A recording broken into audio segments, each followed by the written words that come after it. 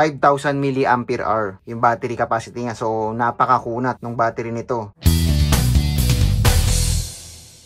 Hello, what's up guys? Ayan, meron tayo ditong dalawang portable fan from the world's #1 portable fan, Jisu Life. Ayan, so meron tayo ditong dalawang kulay, isang black tsaka light gray. Okay, panihintay natin guys, unbox na natin siya. Unahin muna natin tong black.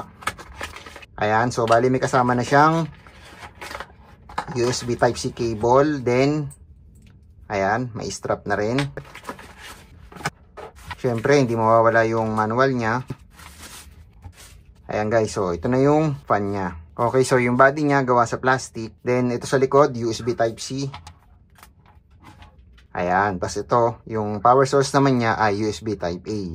Then ito yung pinaka power switch niya. So sa harapan, nandito yung power button, level 1 niya. Ayan, level 2, 3, 4, then 5. Pag pinress nyo ulit, magka-power shutdown naman siya. So meron siyang 5 speed. So kung 5 speed siya, kung i-divide mo, so kada isang speed niya, 20% ng hangin yung speed nung fan ang nadadagdag. Hanggang sa umabot ng 5, so 100% na siya. So testingin naman natin yung ano niya, yung sounds niya, kung gaano ba siya kaingay. So ayan guys, meron tayo ditong pang check ng decibel natin kung gaano siya kaingay. So ayan, level 1 niya. So nasa 70, 69 decibel. Level 2, ayan. So 3, 4, then 5. Ayan, okay. So ayan yung actual na decibel niya, yung pinakalakas nung sound nung fan ng motor niya. So ayan, unbox naman natin tong isa. So ayan guys, same din. Meron din siyang kasamang cable, then ito yung strap niya. So since na light gray yung kulay, medyo parang silver yung ano niya, yung strap niya.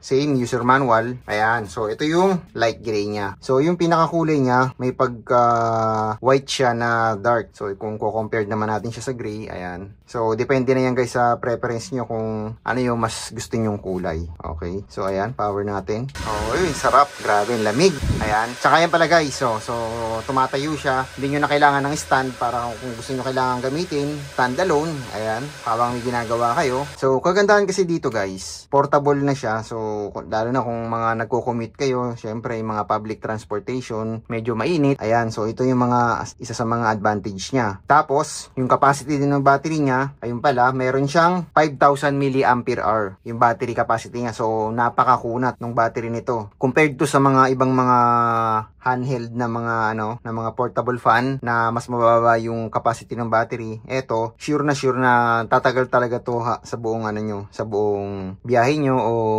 sa buong araw na pangangailangan nyo. Ayan, syempre, make sure pa rin na dala nyo pa rin yung mga yung mga cable niya para in case na in case talaga na kailangan nyo mag-charge. Ayan, so hindi kayo mahihirapan, so iwas hassle kayo. So ayan pala guys, yung strap niya, nilagay ko na. So pwedeng siya sabit sa leeg nyo. Then kung gusto nyo ihiwalay siya, hindi nyo na kailangan hubarin, pindutin nyo lang to, pwede nyo na siya hiwalay, di ba? So pwede nyo na siyang gamitin na ganyan ulit. Gusto nyo lagi na bit-bit, ayan, so stop nyo lang ulit. So hanggang dito na lamang muna guys. Thank you for watching. Huwag nyo na rin kalimutang mag-follow and subscribe para updated kayo palagi pag may bago tayong video upload.